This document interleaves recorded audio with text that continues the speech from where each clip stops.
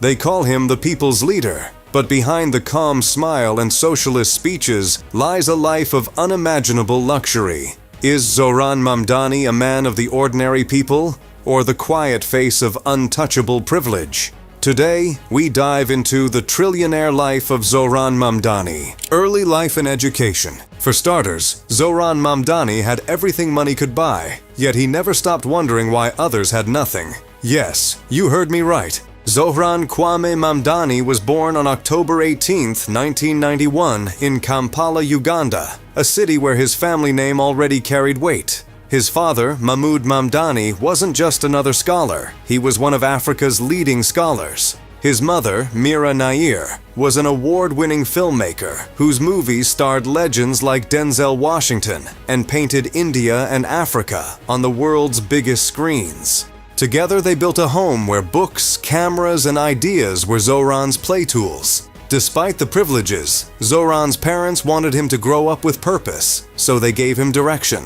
Even if you know nothing about Africa, you should know that his middle name, Kwame, honors Ghana's revolutionary leader Kwame Nkrumah, a symbol of freedom and equality. Zohran grew up hearing his parents discuss politics, race, and inequality, even before he could learn multiplication.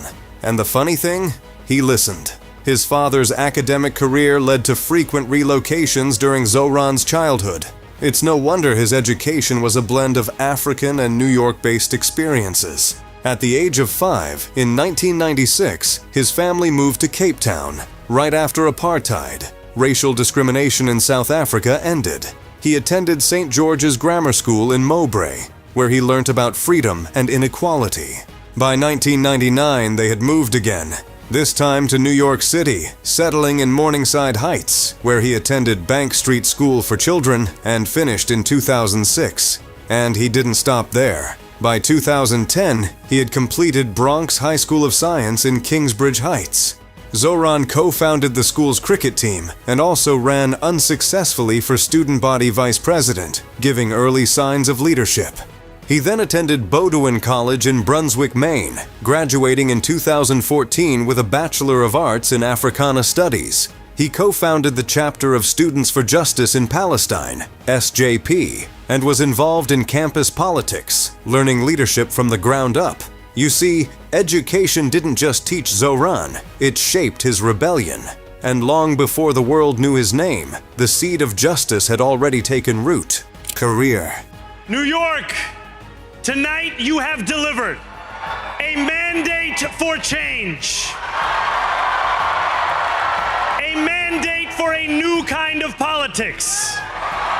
A mandate for a city we can afford. When Zohran Mamdani won the 2025 New York City mayoral election, the world paused. Think about it. The youngest mayor since 1892, the first Muslim, the first Indian American, the son of immigrants is now standing at the top of America's biggest city. How does someone pull that off? It wasn't luck. I've watched his journey. It's a story of vision and a kind of compassion you can't fake. He didn't just pop up and become mayor. Before the victory, Mamdani worked as a foreclosure prevention housing counselor in Queens, helping low-income immigrants retain their homes. That was his first real job. Not glamorous, but meaningful.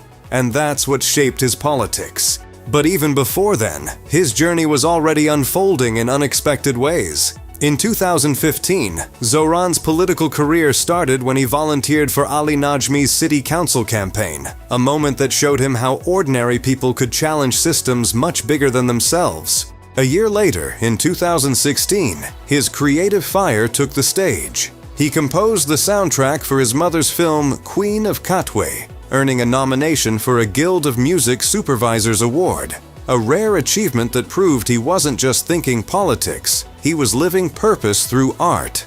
By 2017, he joined the New York City Democratic Socialists of America, DSA, aligning himself with a movement built on justice, equality, and collective power. And then came 2019, when he let another side of himself speak through rap. Under the name Mr. Cardamom, he released songs like Nani, featuring his own grandmother. Interestingly, every lyric carried the same message his politics would later preach: pride, culture, and resistance. It was all connected. The art, the activism, the purpose. When I first heard about him running for the New York State Assembly, challenging Aravella Simotas, a longtime sitting member, I honestly laughed. But then he won. People said he had no experience, no big donors, and no chance. And here is the shocking part. People said the same thing in 2025, when he began his mayoral race against political giants like Andrew Cuomo and Curtis Sliwa with just 1% support. But you already know, he won. It is fascinating that while some people wait their whole life for a purpose, Mamdani walked straight into his. But believe me, he couldn't have done any of it without his family. And that's where the real story is. Supportive wife. And I must thank my incredible wife. Behind every public victory, there's always a quiet story of love, loyalty, and faith. And in Zohran Mamdani's life, that story begins with his wife, Rama Douaji, the woman who turned his journey into something deeper than politics. Here is the thing. While Zohran Mamdani was out there giving speeches, winning debates, and shaking hands, Rama was behind the curtain, building his image and making it fit for the public eye. And no, she wasn't giving speeches or smiling for the cameras. She didn't even post about it, except for one post she made after the victory, saying, "Couldn't possibly be prouder." However, she was sketching, planning, and designing his campaign materials. Who did you think crafted the bold yellow, orange, and blue aesthetics that became a symbol of Zohran's grassroots movement? Now you know. I've walked around the city, and if you have spent any time walking around yourself, you will agree that her use of colors and eye-friendly designs brought the city to life. Imagine that you are just staring at a campaign poster, yet you have this viral feeling that you are part of something bigger. That's what Rama did with the designs. How did she do that? Rama is a 28-year-old illustrator whose art often centers on socio-political issues, with her pieces featuring in international outlets like the BBC. Rama Douaji grew up in a privileged environment in Dubai. Her parents are initially from Syria, but she was born in Texas and attended Virginia Commonwealth University in Richmond, Virginia in 2019, before studying in Qatar, where she taught workshops. She returned to Dubai during the COVID-19 pandemic and moved to New York City in 2021 to pursue her art career. This background of travels gave her the perfect exposure for art and activism. You are probably wondering how the couple met. Well, here is what most people don't know. Their love story didn't start in a political office or an art gallery, far from that. I met my wife on Hinge, so there is still hope in those dating apps. That's right. The city's next mayor met his wife on a dating app. She had just moved to New York in 2021, looking for inspiration as an artist, while Zohran was already making noise as a state assemblyman.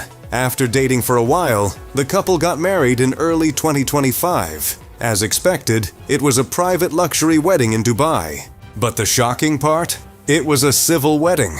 Believe me, if I didn't know, I would have bet it was a religious ceremony. Although people criticize them for keeping their marriage a secret, their union is very romantic, cute, and supportive. The truth is, every movement needs a face, but every face needs a force behind it. For Zohran Mamdani, that force is his wife. Turns out, marriage isn't the only thing Mamdani kept a secret, and you are just about to find out. Luxury lifestyle. Wealth has a smell. It doesn't scream, it whispers.